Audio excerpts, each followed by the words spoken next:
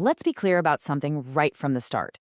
What's happening with AI on college campuses isn't just about a new app or another piece of tech. It's a fundamental, ground-shaking shift in how we learn, how we teach, and really how we define what education even is. We're going to dive into this disruption through the eyes of one of America's leading university presidents. Take a look at this number, 20. What is that? Well, get ready for this. It's the number of PhDs a single student might soon be able to complete in the time it used to take to earn just one. I know, that sounds completely impossible, right? But that's the scale of the change we're talking about here. And that powerful statement, it comes from Michael Crow, the president of Arizona State University. He doesn't see AI as just some small, incremental improvement. For him, this is it, the single biggest game changer humanity has ever created. And he thinks it's forcing all of us to completely rethink the entire purpose of college. So, how exactly is this all playing out? First up, let's look at how AI is shaking the very foundations of the classroom.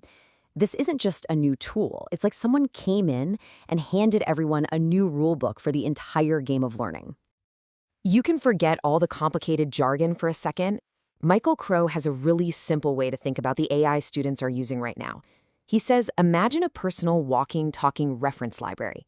One that's read everything, knows everything, and can give you an answer to just about any question instantly. We've just never had anything this powerful at our fingertips before.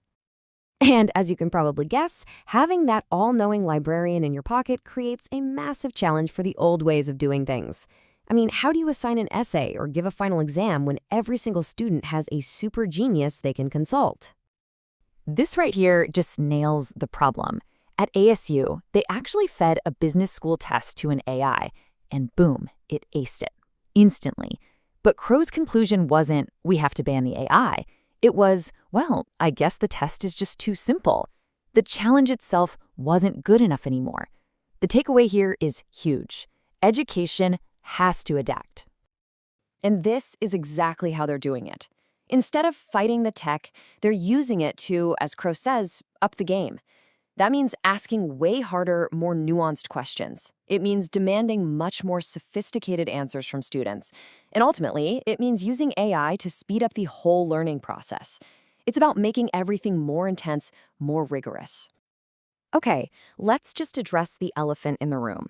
This is the question that's on literally everyone's mind. If a student is using a tool this powerful, where do you draw the line between being resourceful and just plain cheating? It's a massive concern for teachers, for parents, and for students too. So Crow makes a really crucial distinction here. Using AI like a super-powered reference library to help you gather information to solve a complex problem, he says that's totally legitimate. That's smart. But having the AI write the final analysis for you, the part that's supposed to show your thinking, now that's cheating. It's the difference between using a calculator and having the calculator take the whole test for you. And this all leads to a really profound change. You know, for centuries, education was all about knowing the answers. But now that we have a machine that has pretty much all the answers, the most valuable human skill has become the ability to ask the right questions.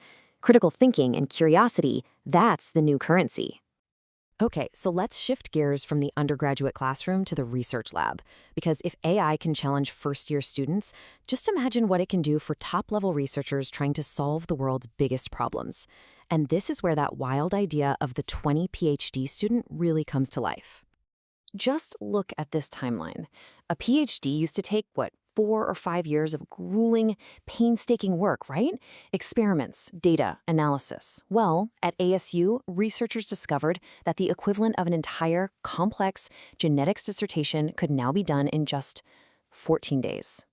So why does that even matter? Who cares if a PhD is faster? Well, because that incredible speed isn't just some academic exercise.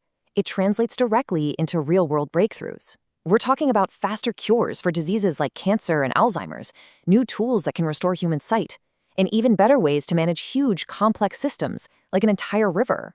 It's about solving problems we once thought were unsolvable, and doing it faster than we ever dreamed. And all of this brings us to the biggest question of all. In a world that is changing this fast, what is the whole point of a college degree anymore? How do you possibly prepare a student for a job that doesn't even exist yet, using technology that hasn't even been invented? This is Crow's answer. The goal is no longer to create a graduate with a fixed set of skills for one specific career path. The goal now is to create what he calls a master learner. And that's just someone who has the fundamental ability to learn whatever they need to learn, adjust to any new situation, and just adapt. And that's because, for all of its incredible power, there are these core human things that AI simply cannot replicate. It can't teach you grit when you fail over and over. It can't give you that spark of genuine creativity or that thrill of discovery. It has no lived experience. And so these are the skills that become even more important for education to focus on. And this is what a master learner actually looks like in the real world. He says it's not about forcing every single person to become a computer scientist. Instead, some of the most valuable people they're producing are, say, English majors, who also know how to code. They understand storytelling and technology. That combination makes them unbelievably powerful and adaptable. So what about the advice for parents who are stressing out about their kids' futures in this crazy new world? Well, it's actually surprisingly simple. Crow says, stop obsessing about picking the quote-unquote right major. Instead, just focus on finding the path that makes your kids smile while they're learning. That passion, that curiosity, that's the fuel that will turn them into a master learner. So when you boil it all down, what we're really seeing is this historic shift. The whole purpose of higher education is moving away from mastering one specific thing and toward mastering the process of learning itself. It's about getting equipped for a lifetime of change. And that really just leaves us with a final thought. In this new world, what you already know in your head matters so much less than your ability to learn something new. It reframes the entire idea of what it means to be educated. So the real question is, are you ready for this new way of learning?